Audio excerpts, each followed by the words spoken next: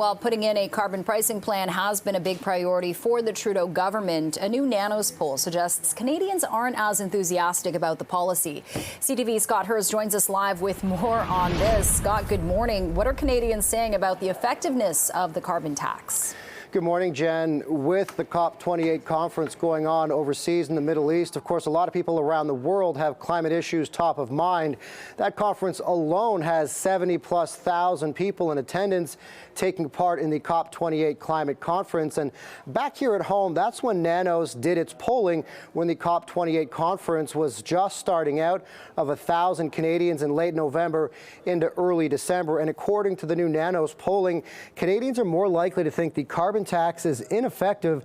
Close to half are saying it's not the right approach at combating climate change. Just 21% say it is effective.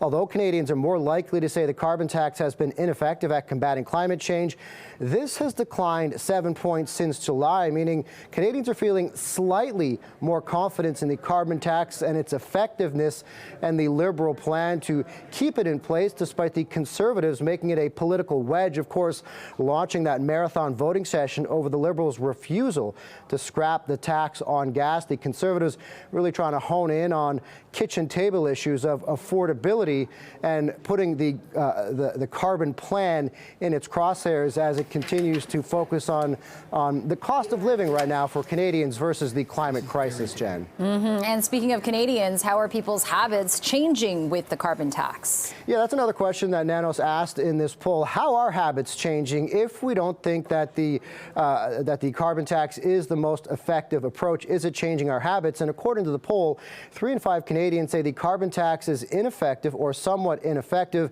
in its way to for people to use less fuel. But that number is also down from a few months ago. When it comes to using more efficient, environmentally friendly alternatives, reaction was mixed. About half say they're much more likely to choose those options in their day-to-day life. But what's also changing is the difference between keeping costs down now or protecting the environment in the long term. Just over half, 52%, say protecting the environment is more important than keeping costs down now. But that number has come down. Back in 2018, that number is upwards of 7 in 10. So as I talk about the Conservatives really focusing on those kitchen table issues, the affordability issues, as inflation has really hit Canadians hard, that's been the focus of the environment in the long term or keeping costs down now. And that's changed over the last several years since Nanos has been tracking this issue, Jen. Okay, CTV National News' Scott Hurst, thanks so much for joining us live.